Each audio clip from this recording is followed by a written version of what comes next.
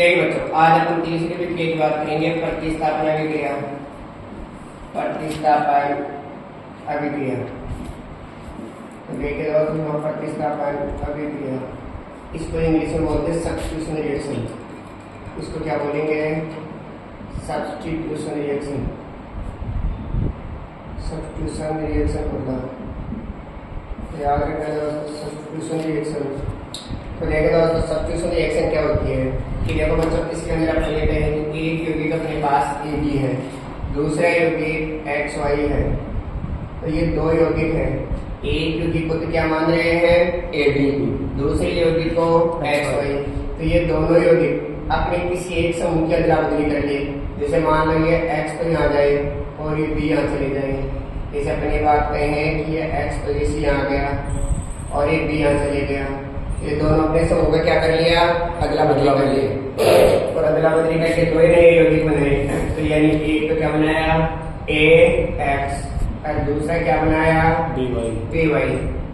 एक तो ए एक्स और दूसरा बी वाई। तो जब दो यौगिक अपने परमाणु समूह की अदला बदली करके कितने नए यौगिक बनाते हैं? दो बनाते हैं। तो उसको अपन कौन से विक्रिया बोलेंगे? प्रतिस्थापन विक्रिया बोलेंगे। तो याद रखना बच्चों, जिसके अंदर दो यौगिक अपने परमाणु समूह की अदला बदली करके दो ही नए यौगिक बनाते हैं, वो क्या कहलाएगी? प्रतिस्थापन विक्रिया। और याद रखना दोस्तों, अगर अपन इसके प्रकार की बात करें, प्रकार, तो याद रखना ये कितने प्रकार की होती है? 3 प्रकार की होती है। कौन कौन सी? एक तो मुक्त मूलक प्रतिस्थापन। याद रखना दोस्त, मुक्त मूलक प्रतिस्थापन। इसको तो इंग्लिश में बोलते हैं फ्री रेडिकल सब्स्टिट्यूशन। इसको क्या बोलेंगे? Free radical substitution. Free radical substitution, free radical substitution बोलेंगे। ये शॉर्ट में लिखा था सो एस ई सब्स्टिट्यूशन, एस है फ्री रेडिकल सब्स्टिट्यूशन। ठीक है, कौन दर्शाता है? एल्केन। कौन दर्शाता है? ये एल्केन दर्शाता है। लेकिन दोस्तों याद रखना, ये मुक्त मूलक है ना, मुक्त मूलक किस किसके द्वारा बनते हैं? एक तो प्रोटॉन के द्वारा। याद रखना दोस्तों, प्रोटॉन क्या बनाता है? मुक्त मूलक H। एक पेरोक्साइड, एक क्या है? पेरोक्साइड, ये भी क्या बनाता है? मुक्त मूलक बनाता है। तो एक बात याद रखना, एक बात याद रखना, जो प्रोटॉन है ना, प्रोटॉन, ठीक है, वो भी क्या बनाता है? मुक्त मूलक।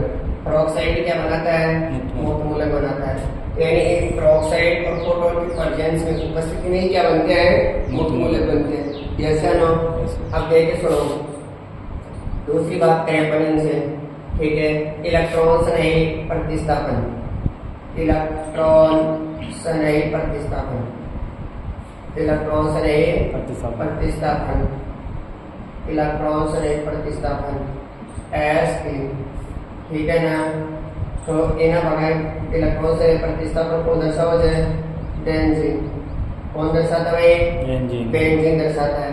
तो जब कभी भी आपको ये पता लगे कि अपन इलेक्ट्रोफिलिक सब्स्टिट्यूशन की बात कर रहे हैं, तो इलेक्ट्रोफिलिक सब्स्टिट्यूशन कौन दर्शाता है बच्चों?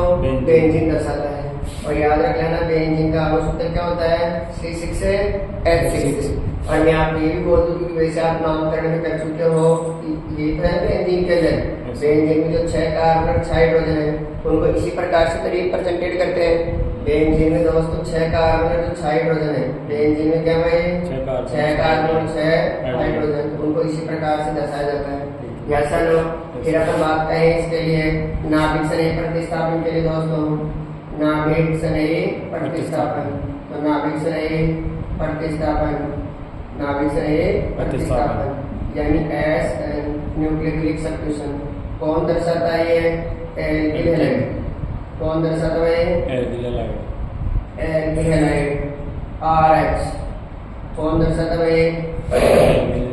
Alkyl halide. कौन दर्शाता है? Alkyl halide. एल्किल हैलाइड कौन से विक्रिया दर्शाता है? नाभिक सन्निहित प्रतिस्थापन। ठीक है दोस्तों, इसके भी जैसे अपने 2 प्रकार होते हैं एसएन के भी। एल्किल हैलाइड एसएन दर्शाता है ना, SN1 और SN2। मैं भी आपको बताऊंगा, ये एक इसको ड्रा कर लो। ओके, ठीक है बच्चों। तो इसका मतलब अपन बात करेंगे कि देखो, पहले तो ये नाभिक प्रतिस्थापन था ना, इसकी बात कर देता हूँ पहले। तो जो नाभिक सन्निहित प्रतिस्थापन है SN, तो बच्चों याद रखना SN ऐसे एसएन का पूरा नाम क्या है? न्यूक्लियोफिलिक न्यूक्लियोफिलिक सब्स्टिट्यूशन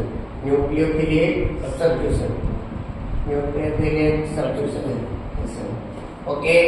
अब दोस्तों याद रखना ये भी दो प्रकार की होती है, एक तो SN1 और एक SN2। SN1 और SN2 एक अणु नाभिक श्रेणी प्रतिस्थापन। कौन सी? एक तो एक अणु नाभिक श्रेणी प्रतिस्थापन, एक अणु नाभिक श्रेणी प्रतिस्थापन, एक अणु नाभिक श्रेणी प्रतिस्थापन। और दूसरी कौन सी दोस्तों? ये द्विअणु नाभिक श्रेणी प्रतिस्थापन। कौन सी कहलाएगी बच्चों? द्विअणु नाभिक श्रेणी प्रतिस्थापन। द्विअणु जिसमें दोनों भाग लेते हैं, द्विअणु नाभिक श्रेणी प्रतिस्थापन, द्विअणु नाभिक श्रेणी प्रतिस्थापन, द्विअणु नाभिक श्रेणी प्रतिस्थापन। क्लियर है ना? अब देखो ध्यान रखना, इन दोनों में अपने को डिफरेंशिएट याद रखना है। बताइए, इसकी अगर अपन कोटि की बात करें, इसकी कोटि कितनी होगी? 1। इसकी कोटि कितनी होगी? 2। उसकी कोटि 1, इसकी कोटि 2 होगी। बताओ यस या नो? क्लियर है ना? बताओ इसके अंदर पदों में संपन्न, पदों में संपन्न, दो में संपन्न हो, पदों में संपन्न करता मैं 2 में, एक अकर्ता पदों में संपन्न। बताओ दोस्तों, पदों में संपन्न कितने में? 1 में। अरे पदों में संपन्न करता मुझे 1। जैसा नो? मध्यवर्ती कार्बोकेटाइन बनता है, मध्यवर्ती कार्बोकेटाइन बनता है, मध्यवर्ती कार्बोकेटाइन बनता है, मध्यवर्ती कार्बोकेटाइन बनता है। इसके अंदर मध्यवर्ती संकरण अवस्था बनती है। मध्यवर्ती क्या बनेगी भाई इसमें? संकरण अवस्था। इसमें मध्यवर्ती क्या बनेगा? संकरण अवस्था। जीवन रिप्लाई ऐसा नो? अरे मध्यवर्ती काय बनेगा? संकरण अवस्था। इको वरीयता क्रम इको वरीयता क्रम मतलब 32-10, यानी सबसे ज्यादा तो 3 डिग्री एल्किलाइट को। बताओ दोस्तों, सबसे ज्यादा तो 3 डिग्री एल्किलाइट की वरीयता होगी, उससे कम 2 डिग्री एल्किलाइट, उससे कम 1 डिग्री एल्किलाइट और सबसे कम 0 डिग्री एल्किलाइट। बताइए बच्चों, और इसके अगर अपन वरीयता क्रम की बात करें, वरीयता क्रम, तो इनका जो अगर वरीयता क्रम देखेंगे तो 123, इसका मतलब है 0 डिग्री एल्किलाइट की सबसे ज्यादा, इससे कम 1 डिग्री एल्किलाइट, इससे कम 2 डिग्री एल्किलाइट और इससे कम 3 डिग्री एल्किलाइट। जैसा नो? बताओ दोस्तों, ये कहानी समझ में आई नहीं? ठीक है, एक बार दोबारा सुन लो। मैं कह रहा हूँ SN न्यूक्लियोफिलिक सब्स्टिट्यूशन रिएक्शन, तो इसके भी 2 प्रकार की होती है, SN1 और SN2। एक तो SN1 और एक SN2। एक तो एक अणु नाभिक श्रेणी प्रतिस्थापन और दूसरी द्विअणु नाभिक श्रेणी प्रतिस्थापन। एक अणु नाभिक श्रेणी प्रतिस्थापन की कोटि कितनी होगी? 1। द्विअणु नाभिक श्रेणी प्रतिस्थापन की कोटि 2। ये कितने पदों में संपन्न होगी? पदों में संपन्न 2 में। ठीक है, और ये कितने पदों में संपन्न होगी? 1 में। पदों में संपन्न 1। और इसकी बात करेंगे मध्यवर्ती क्या बनेगा? कार्बोकेटाइन। इससे मध्यवर्ती क्या बनेगा? संकरण अवस्था। इसका अगर वरीयता क्रम की बात करें तो वरीयता क्रम 32-10 होगा। सबसे ज्यादा 3 डिग्री एल्किलाइट, उससे कम 2 डिग्री एल्किलाइट, उससे कम 1 डिग्री एल्किलाइट और सबसे कम 0 डिग्री एल्किलाइट। इसका वरीयता क्रम क्या होगा? सब 123, 0 डिग्री एल्किलाइट सबसे ज्यादा, इससे कम 1 डिग्री, उससे कम 2 डिग्री, उससे कम 3 डिग्री। गिवन रिप्लाई ऐसा लो? बता रहा दोस्तों, अपन इन दोनों पे उदाहरण लेके समझते हैं कैसे होता है। एक उदाहरण लेकर के समझेंगे अपन, तो देखिए सुनो, उदाहरण लेकर के समझेंगे अपन।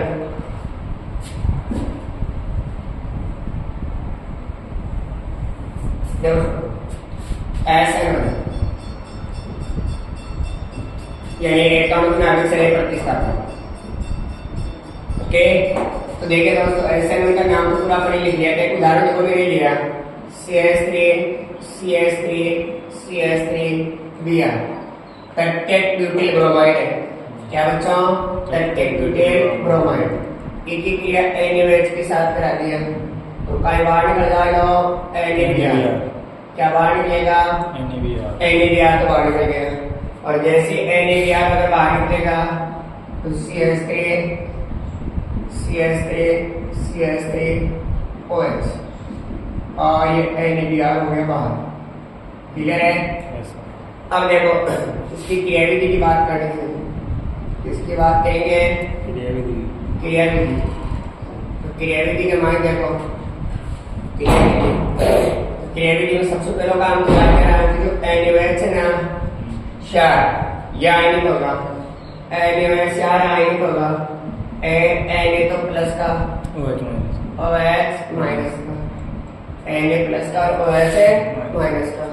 ये में भी देखो सुनो, पर दोनों से पर वस्तु तो काय करना से कार्बन आयन का निर्माण, पर वस्तु तो काय करना कार्बन आयन का निर्माण। ये है बच्चों कार्बन आयन का निर्माण, कार्बन आयन का निर्माण होगा। पर वस्तु तो क्या होगा? कार्बन आयन का निर्माण होगा। कैसे होगा देखिए सुनिए, CH3 और ये Br। ओके दोस्तों, क्योंकि जैसे अपने को पता है इधर से इसका प्लस आई लगेगा, इधर से इसका प्लस आई लगेगा, इधर से इसका प्लस आई लगेगा। तो इधर से तो इसका प्लस आई लग रहा है, इधर से इसका प्लस आई लग रहा है, इधर से इसका प्लस आई लग रहा है। चारों ओर से कार्बन की इलेक्ट्रॉन डेंसिटी क्या हो जाएगी? बढ़ जाएगी। तो बढ़ेगी तो इस बंद के इलेक्ट्रॉन इधर शिफ्ट होंगे नहीं होंगे? तो इधर शिफ्ट होंगे बच्चों। तो याद रखना कार्बन पर CH3 yellow, CH3 plus Br minus. Clear है ना? तो पद प्रश्न में क्या होगा? कार्बन आयन का निर्माण पक्का। और पद से के बताया लो कार्बन आयन पर नाभिक स्नेह का आक्रमण, कार्बन आयन पर नाभिक स्नेह का आक्रमण, कार्बन आयन पर नाभिक स्नेह का आक्रमण, कार्बन आयन पर नाभिक स्नेह का आक्रमण। तो सुनिए, ये मेरा कार्बन आयन है, इस कार्बन आयन पर कौन आ जाएगा? OH माइनस का नाभिक स्नेह। या क्या टेक रहेगा? तो भाई CH3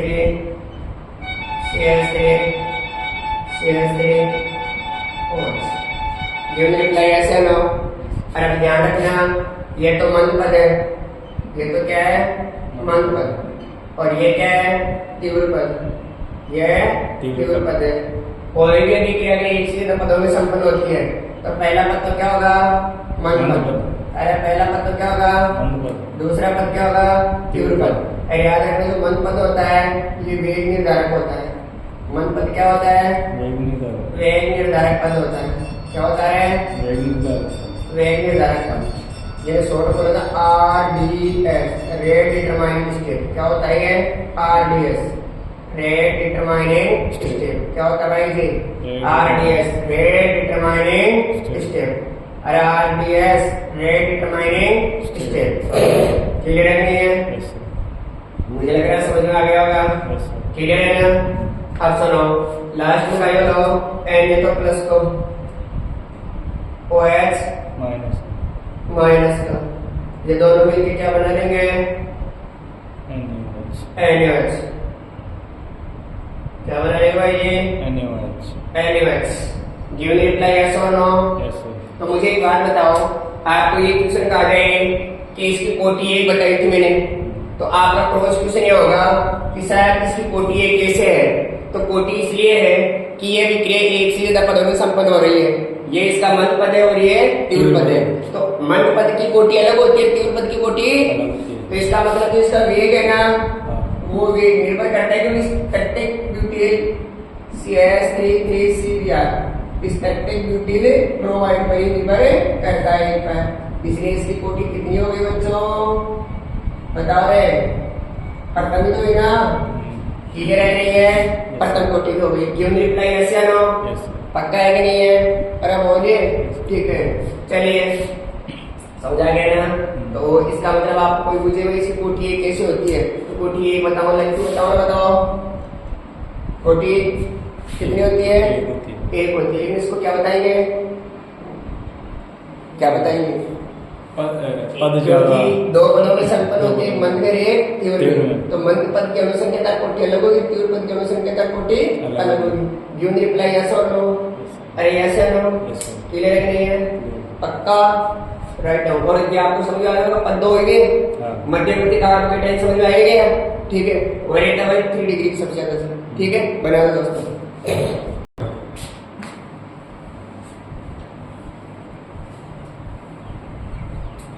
अब बात करेंगे किसके, SN2 की।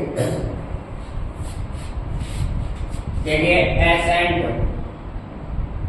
न्यूक्लियोफिलिक सब्स्टिट्यूशन रिएक्शन बाइमोलिकुलर, ठीक है, बाइमोलिकुलर न्यूक्लियोफिलिक सब्स्टिट्यूशन। तो देखिए दोस्तों इसके अंदर क्या होता है कि जैसे अपन ये लिया, ये 1 डिग्री या जिसको आप बोलते हो सुपर 1 डिग्री, इसकी क्रिया NaOH के साथ करवाए, NaOH के साथ। तो यहाँ से क्या रिमूव हो गया, NaBr, क्या बाहर निकल गया, NaBr, OH, और बाहर क्या निकला, NaBr, बाहर क्या निकला, NaBr। तो देखिए दोस्तों इसकी भी अपन क्रियाविधि की बात करा ला, तो देखिए अगर इसकी क्रियाविधि की बात करते हैं तो इसकी बात करेंगे क्रियाविधि, ओके, क्रियाविधि की बात करा ला। तो क्रियाविधि में NaOH है ना, वो तो आयन हो जाएगा, यानी आयन में टूट जाएगा। अरे NaOH आयन में टूटेगा तो Na तो प्लस का, OH है माइनस का।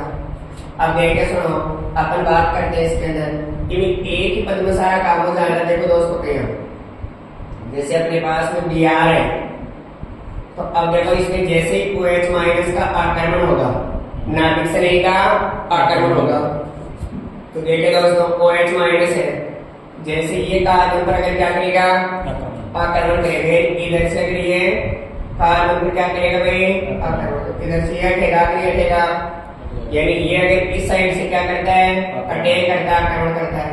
तो जिस समय अगर ये इधर से जुड़ेगा उसी वक्त ये क्या हो जाएगा, इधर से हट जाएगा, यस या नो। चलिए तो मुझे बताइए CHHOH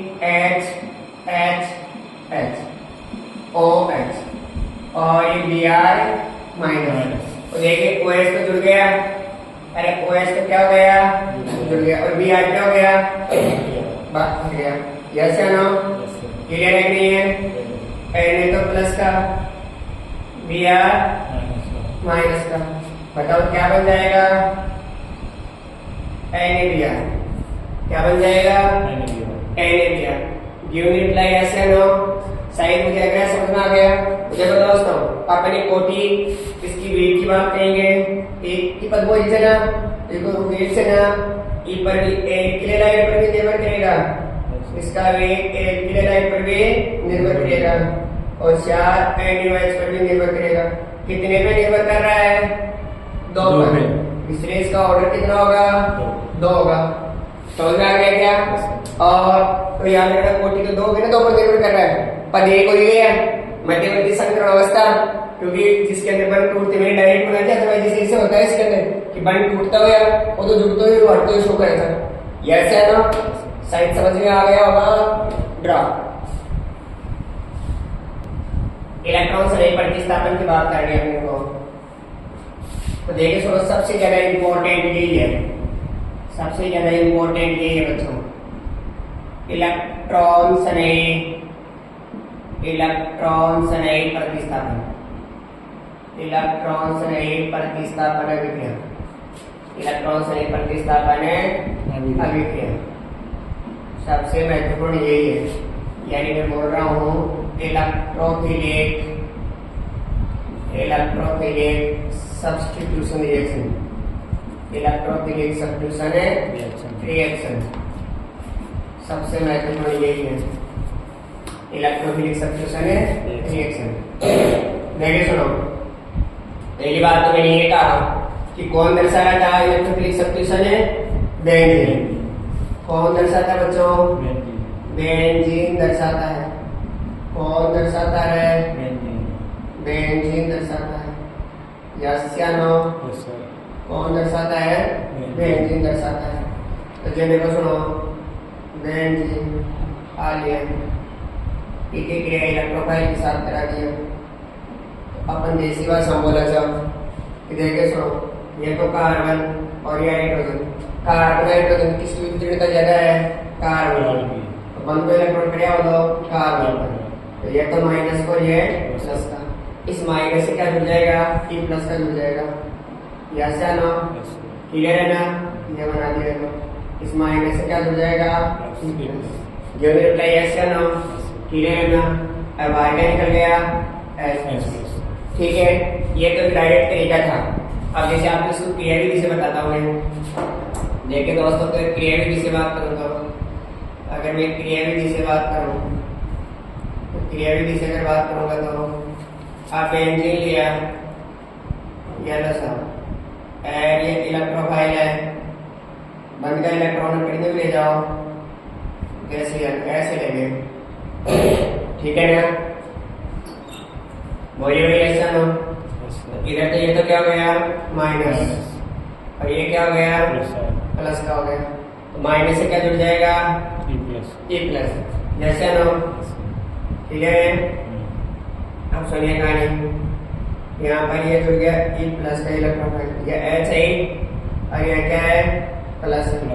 मुझे लग रहा है समझ में आ गई कहानी। ये रिप्लाई यस और नो, तो देखिए दोस्तों, ये लो, इसके आगे क्या करेंगे? वो इधर शिफ्ट हो जाएगा, इधर शिफ्ट होगा, तो ये लो, ये बनाया आपने। तो देखिए ये बॉन्ड इधर आ गया, ये तो एच है, ये क्लियर है ना? यहाँ आ गया पॉजिटिव। अब देखिए ये बॉन्ड यहाँ घूम के आएगा, जैसे ये बॉन्ड यहाँ घूम के आया तो देखो दोस्तों, अगर अपन का ये डबल बॉन्ड यहाँ आ जाएगा तो यहाँ पॉजिटिव हो गया। ये तो मेरा एच है, ये मेरा ई है, इसके आगे ये आ जाएगा, तो मेरा क्या बाहर निकल जाएगा? एच प्लस बाहर निकल जाएगा। बताओ दोस्तों, यस या नो? एंड क्या जुड़ गया मेरा? इलेक्ट्रोफाइल। एच प्लस तो रिमूव हो गया, एच प्लस तो रिमूव हो गया, एंड क्या बना लिया? इलेक्ट्रोफाइल, ये बेंजीन पे इलेक्ट्रोफाइल जुड़ गया। क्लियर है ना? अब लेकिन देखो दोस्तों, मैं कुछ समझ बता रहा हूँ आपको। जैसे मान लो मैं आपको बोलूँ नाइट्रीकरण, क्या बोलूँ दोस्तों? नाइट्रीकरण। तो जब मैं बोलूँ नाइट्रीकरण यानी नाइट्रेशन, तो आप क्या मानोगे? नाइट्रिक अम्ल HNO3 के साथ किया, नाइट्रिक अम्ल HNO3 के साथ है किया, नाइट्रिक अम्ल HNO3 के साथ किया, नाइट्रिक अम्ल HNO3 के साथ है किया, क्या कराएगा? नाइट्रीकरण कहलाएगा। नाइट्रिक अम्ल HNO3 के साथ है किया, क्या कहलाएगी? नाइट्रीकरण। जैसा ना तो जैसे इंग्लिश में इसको बोलते हो नाइट्रेशन, क्या बोलते हो बच्चों? नाइट्रेशन। जैसे नो, तो नाइट्रिक अम्ल HNO3 के साथ क्या क्या कराएंगे? नाइट्रीकरण कराएगा। जैसे नो, अरे बोलिए, तो इसको अपन कहेंगे OHNO2, OHNO2, ऑक्सीजन की ज्यादा है, तो ये तो OH क्या हो जाएगा? माइनस का, NO2 क्या हो जाएगा? प्लस का। बोलो बच्चों, अरे बोलो, OH तो क्या वजह से? माइनस का, OH तो क्या हो गया? माइनस का हो गया। बोलो क्यों रिप्लाई यस या नो? तो OH तो क्या हो गया भाई जी? NO2 क्या हो गया? प्लस का। मुझे लग रहा है समझ आ गया। उदाहरण फिर और एक्सप्लेनेशन करते हैं। आपको बताया नाइट्रीकरण के लिए, नाइट्रीकरण आप समझ गए, नाइट्रिक अम्ल के साथ क्रिया क्या कहलाती है? नाइट्रेशन कहलाती है। तो देखिए दोस्तों, और एक ध्यान ये भी रख लेना, जो नाइट्रीकरण करते हैं और इसका नाइट्रीकरण के अंदर इलेक्ट्रोफाइल बनाते हैं NO2, उसके लिए अपन H2SO4 यूज करते हैं। तो देखिए बच्चों, मैंने जैसे HNO3 लिया और जैसे ही इसके अंदर अपने OH माइनस का और इलेक्ट्रोफाइल बना लिया NO2 प्लस। अब जैसे ये बेंजीन लिया अपने, ये ना दोस्तों ये बेंजीन है, इस बेंजीन के अंदर अपने जैसे HNO3 डाला था, जिसका आपने इलेक्ट्रोफाइल न्यूक्लियोफाइल बनाया था OH माइनस का NO2 प्लस का, तो कार्बन में हाइड्रोजन किसकी ज्यादा है? कार्बन की। देखो दोस्तों याद रखना, कार्बन में और हाइड्रोजन में किसकी वितरणता ज्यादा है? कार्बन की। तो ये माइनस का, ये क्या हो गया? प्लस का। तो याद रखना, इस माइनस से तो क्या जुड़ जाएगा बच्चों? NO2 प्लस का। इस कार्बन के तो माइनस से क्या जुड़ जाएगा? NO2 प्लस का। और H प्लस का OH माइनस का क्या रिमूव हो गया? H2 बाहर निकल गया। पक्का है ना? अब देखिए अपन बात करें सल्फोनीकरण के लिए। सल्फोनीकरण, तो याद रखना बच्चों, सल्फोनीकरण का मतलब होता है सल्फ्यूरिक अम्ल के साथ क्रिया। सल्फोनीकरण का क्या होता है?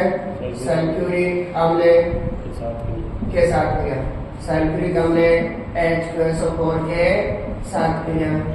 तो लेकिन दोस्तों याद रखना, अगर जो सल्फ्यूरिक अम्ल लेते हैं इस H2SO4 की अगर अपन कहानी कहें तो याद रखना OH माइनस और SO3H+ का। वैसे एक्चुअली तो आपको समझाने के लिए बना दिया, अदरवाइज वैसे याद रखना बच्चों, इसके अंदर जो इलेक्ट्रोफाइल है ना SO3 होता है। H2SO4 का इलेक्ट्रोफाइल कौन होता है? SO3। वैसे आपको ये पूछ ले कि बताओ भाई H2SO4 में इलेक्ट्रोफाइल क्या है, तो आप क्या बताओगे? SO3। तो देखिए बच्चों, ये अपनी बेंजीन है और बेंजीन की क्रिया H2SO4 के साथ करा रहे हैं। तो H2SO4 को अपन ऐसे लिख दिया OH SO3H। तो ये लो दोस्तों, ये तो माइनस का, ये प्लस का, तो ये लो भाई ये माइनस और ये प्लस, तो H+ का और H- का क्या रिमूव हो गया? H2। और ये क्या दे दिया? Benzene sulphonic acid. बताओ यस या नो? इसको क्या बोलेंगे अपन? बेंजीन सल्फोनिक अम्ल। बेंजीन सल्फोनिक अम्ल। बोलो दोस्तों, क्या बोल रहे हैं? बेंजीन सल्फोनिक अम्ल। यस या नो? मुझे लग रहा है समझ आ गया। H++ H2 निकल गया। बोलो दोस्तों, तो क्वेश्चन सबसे इंपॉर्टेंट बना कि सल्फोनीकरण में इलेक्ट्रोफाइल कौन होता है? क्या बताओगे? SO3। ठीक है दोस्तों, सल्फर ट्राई ऑक्साइड बनाइए। बता रहे भाई, अब मेरे के दोस्तों सुनो।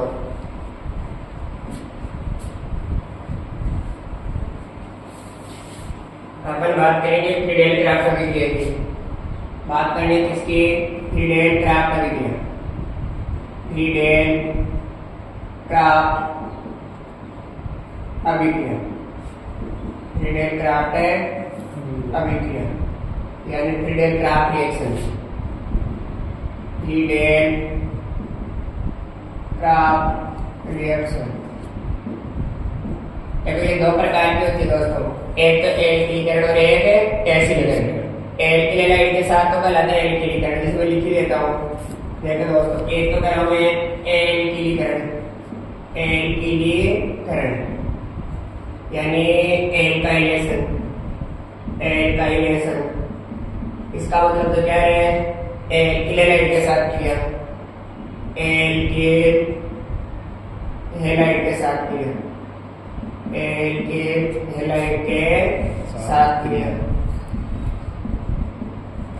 याद रखना दोस्तों, एल्किल हेलाइड मेरा RX हो गया।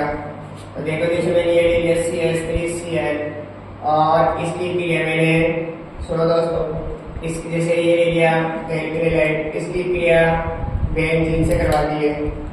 निर्जल AlCl3 लेकर के, निर्जल AlCl3 लेकर के, तो एक तो बनेगा टोलुइन, एक तो क्या बनेगा? टोलुइन बनेगा। अब ऑर्गेनिक हो जाएगा एसिड। अरे तो क्या बनेगा? टोलुइन। बताइए बच्चों, क्या बनेगा? टोलुइन। ब्रेक क्या बॉन्ड हो जाएगा? कैसे बना? देखो इसकी क्रियाविधि से पता लगेगा। देखो बच्चों, इसकी क्रियाविधि से कैसे पता लगेगा?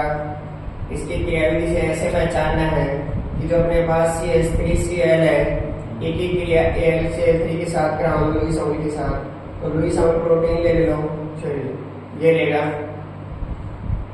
तो क्या बन सकता है? AlCl3 है ना? अरे AlCl3 क्या है? लुईस अम्ल से, यानी को कहीं से अनकंप्लीट से, तो अनकंप्लीट से की वजह से क्या कर लो और इन ले लो Cl। हाँ है ना? तो इसका मतलब ये क्या बनाएगा?